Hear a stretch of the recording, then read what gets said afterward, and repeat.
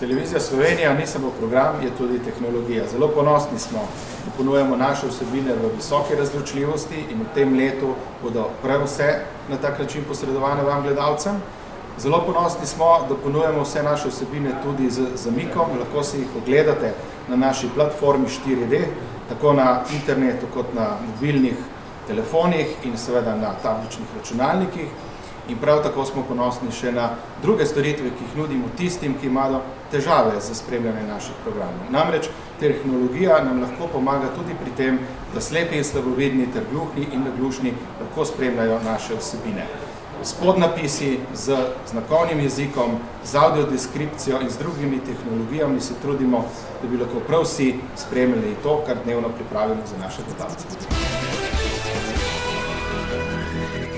Vse dajemo od sebe, da izpolnimo pravzaprav dolg odgovornost do gledalcev. V bistvu nas zato tudi plačujejo. Proučujemo sporede, da jih uredimo, formate oddaj. Vsak trenutek jih bomo začeli analizirati, konceptualno, po strukturi, po financah in tudi notranjo organizacijo televizije pripravljamo, da bi bili čim bolj racionalni in učinkoviti. Hkrati pa iščemo tudi načine, kako motivirati sodelavce, ki delajo zelo dobro in zelo veliko. In takih ni malo. Vrhunce športnega programa lahko razdelimo nekako v 3 časovne sklope. Prvi se je pravzaprav že začel in bo tudi najdaljši, trajal bo od danes tako rekoč pa do konca marca. Gre za zimsko sezono, namreč za kar 4 svetovna prvenstva v zimskih športih, v deskanju, prostem slogu, potem v vejlu, v alpskem smučanju, sledi takoj falun z nordijskim smučanjem in našimi skakalci in za zaključek še biatlon s Fakom in Gregorinovo v Kontiolahtiju na Finskem. Vmes bodo tekmovanja še seveda v svetovnem pokalu, to bomo tudi vse spremljali na našem drugem programu. Že danes pa se v Katarju začenja tudi svetovno rokometno prvenstvo. Prvi prenos bo jutri in sicer naša tekma s Čilom. Potem bo nekaj manjšega zatišja, seveda ne brez športnega programa na drugem sporedu TV Slovenija. Naslednji vrhunec načrtujemo v juliju mesecu, ko bomo prenašali vse etape letošnje kolesarske dirke po Franciji. Potem pa še en vrhunec, verjetno tisti, ki zadnja leta pravzaprav najbolj privablja naše gledalce, to pa je Evropsko prvenstvo v košarki. Verjetno že večina gledalcev ve, da bo prvi del slovenska reprezentanca igrala v Zagrebu, nadaljevanje pa v Franciji. Vse skupaj seveda na drugem programu v bogatem studijskem sporedu. Kulturno-umetniški program bo tudi v letu 2015, upam, ponujal gledalcem prijazen program. Tu so serije oddaj izobraževalnega programa v kontekstu obletnic. Kaj vse druge bi dali za Rimski zid, recimo, ali pa Voz Ljubljanskega barja, ne nazadnje tudi razvoj slovenskega filma, se bliža h koncu serija. Izpostaviti moram tudi dokumentarni program in serijo Pozabljenih, portreti 20 Slovenk in Slovencev, ki so si svojim delom in trudom gotovo zaslužili mesto v kolektivnem spominu. Uredništvo oddaj o kulturi pripravlja recimo tudi serijo oddaj, kako vam filozofi lahko spremenijo življenje. Tu gre za direktne filozofske odgovore na vsakodnevna vprašanja Slovenk in Slovencev. Potem pa otroški in mladinski program odpira neko novo področje v smeri nagovora mladinske publike, in sicer 2 oddaji, kjer so prav mladinci, da rečem, v prvem planu, in to je V svojem ritmu oddaja, ki bo na sporedu konec leta. Že februarja pa odpiramo nov terminski sklop, in sicer mladinsko oddajo Kdo si pa ti. Potem sledijo uredništvo glasbenih in baletnih oddaj, bo pospremil tudi tokrat evrovizijskega mladega plesalca in tudi tokrat upamo na uspešen slovenski nastop in končno uvrstitev.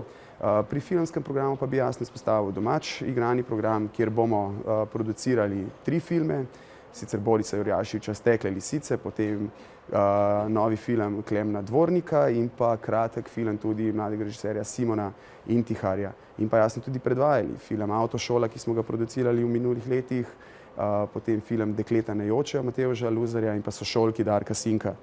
Ob vsem tem pa jasno tudi bogata bera tujega igranega programa, tudi z dobrimi ponovitvami in predvsem z primernimi in tistimi točno ciljanimi premierami filmskih in naslovov razno raznih nadaljevank. Ob vsem tem pa seveda ne smem pozabiti na tuji igrani program, kjer bomo pa gledalce iz meseca v mesec, upam, da jih bomo radostili z znanimi naslovi tujih igranih serij nadaljevank. Recimo ponavljali bomo tudi Borgen na želje gledalcev, se pravi Oblast, Miss Marple potem Umori na podeželju. Med filmskimi naslovi pa bi izpostavil potem ciklus filmov Orsona Wellesa, ciklus filmov o holokaustu konec januarja in predvsem ciklus filmov, kjer nastopajo tudi slovenski igralci Tir, Lea in Darja in policist, znameniti policist Katarina Čas v Stranski vlogi. V razvedrilnem programu Televizije Slovenija pripravljamo za to pomlad kar nekaj novosti. Upam, da bodo z njimi naši gledalci zadovoljni. Prva stvar, ki prihaja na naše ekrane, je izobraževalno-razvedrilni kviz Vem, ki bo na sporedu vsak večer pred osrednjim dnevnikom, torej ob 6:30, malo prej.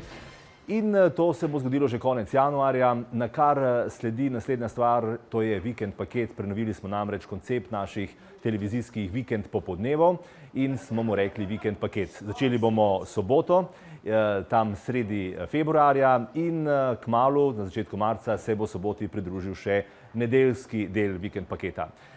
Po teh vikend prenovah pa seveda moramo omeniti tudi EMO, to je naš pomemben, če ne najpomembnejši festival. 28. februarja se bomo oglasili v studiu 1 Televizije Slovenija in izbrali našo predstavnico na jubilejnem 60. izboru za pesem Evrovizije. Od danes je znano, kdo nastopa, med 8 kandidati bo eden zagotovo pravi.